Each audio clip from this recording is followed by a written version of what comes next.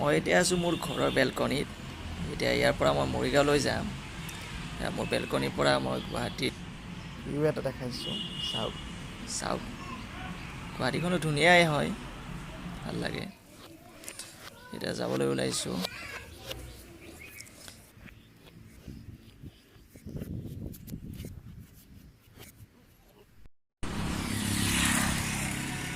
মই এতিয়া আহি পালোঁ নাৰেংগী পাৰ হৈ। নাৰেংগীৰ পৰা অলপ আগত আহি কলংপাৰ বজাৰ বুলি কয়। ইয়াত মৰিগাঁও, নগাঁও, সোণাপুৰ আদিৰ পৰা ধুনীয়া ধুনীয়া চব্জি, ফ্ৰেছ ভাল ভাল চব্জি আহে। মই যিহেতু মৰিগাঁৱত থাকিম, মোৰ ৰুম আছে, তাৰ কাৰণে লওঁ।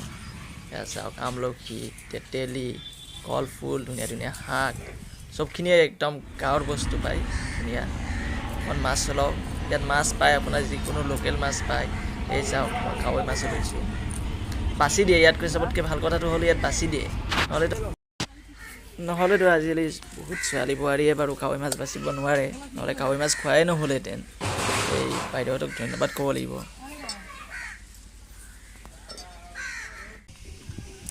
এতিয়া মই আহি পালোঁ আপোনাৰ হাতীজিলা। নাৰেংগীৰ পৰা 9 কিলোমিটাৰমান হ'ব। ইয়াত পিকনিক স্পট হয়। এইটো ব্ৰহ্মপুত্ৰ নদী। এই নদীৰ পাৰতে আপোনাৰ পিকনিক খায় মানুহবিলাকে। ইয়াতো ধুনীয়া ধুনীয়া খেতি হয়। কাষত এয়া দেখিবলৈ পাইছে আপোনালোকে, ধুনীয়া ধুনীয়া খেতি কৰে ইয়াত নদীৰ মানে ছাইডত। বেঙেনা, বিলাহী, চাওক কি ধুনীয়া চব্জি পায়। তাতে হাতীজিলাৰ কাষতে বিক্ৰী কৰে। এয়া চবখিনিয়ে লোকেল চব্জি হয়। তাৰ পৰা মই কিছু অহাৰ পিছত চন্দ্ৰপুৰ পোৱা নাই বাৰু। এই চাওকচোন, ৰাস্তাটো কি ধুনীয়া। চন্দ্ৰপুৰ পোৱাৰ কিছু আগত মানে কি ধুনীয়া ভিউ হয়। ফুৰিব আহিব পাৰে, বাইক চলাই বহুত ভাল লাগে। বহুতেই ধুনীয়া ভিউ হয়, গাড়ী বাইক চলায়ো ভাল লাগে। ইয়াত বহুত অসমীয়া চিনেমাৰ শ্বুটিঙো হয়।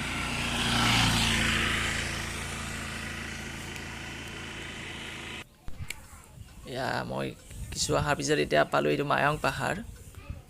বৰ ধুনীয়া পৰিৱেশ আৰু এইখনে মায়ং পাহাৰ। ইয়াৰ পৰা অলপ আগত গ'লে আমি পবিতৰা পাম। মই দেখাই দিম বাৰু কেনেকৈ যায় পবিতৰালৈ।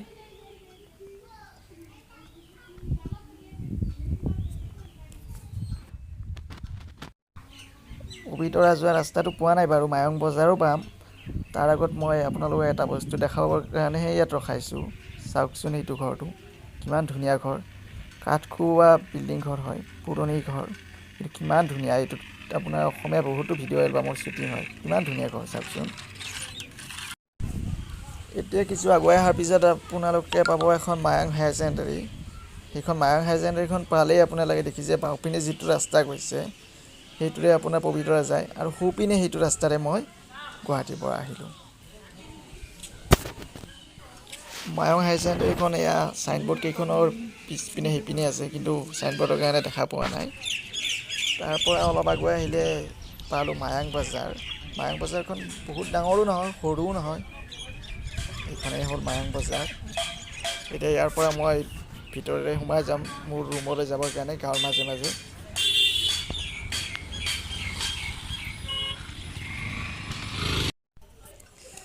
চাওকচোন, এতিয়া এয়া গাঁৱৰ মাজত মই, কি ধুনীয়া পৰিৱেশ, কি ধুনীয়া জেগা হয়।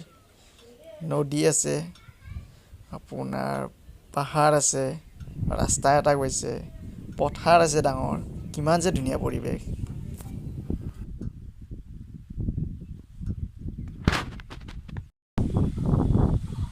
তাৰ পৰা অলপ আগত আহি মই পালোঁ আপোনাৰ এইটো পকৰীয়া নদী। চাওকচোন কিমান ধুনীয়া, নাও আছে কাষত, সেইখন গাঁও, কিমান যে ধুনীয়া পৰিৱেশ।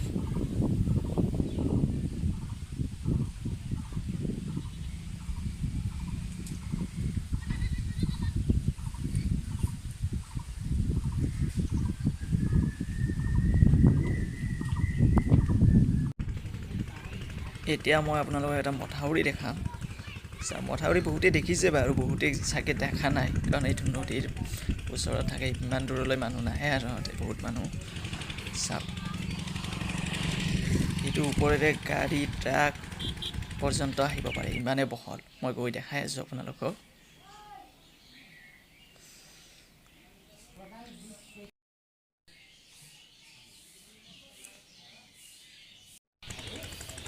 চাওক কিমান বহল। এইটোৰে আপোনাৰ ধুনীয়াকৈ ট্ৰাক বাছ আদি আহিব পাৰে, ইমানেই বহল। আৰু এয়া চাওক কাষতে কিমান ধুনীয়া ডাঙৰ পথাৰ, আৰু ইয়াৰ পৰা প্ৰায় 2-2.5 কিলোমিটাৰ আগত নদীখন আছে, ব্ৰহ্মপুত্ৰ নদীখন। পানীৰ পাম্প চলি আছে, পথাৰত কাম কৰি আছে মানুহে। ইমান যে ধুনীয়া পৰিৱেশ।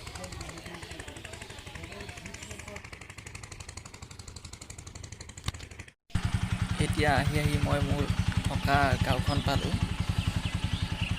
আশা কৰোঁ ভিডিঅ'টো চাই ভাল পালে যদি ছাবস্ক্ৰাইব কৰিব, লাইক কৰিব।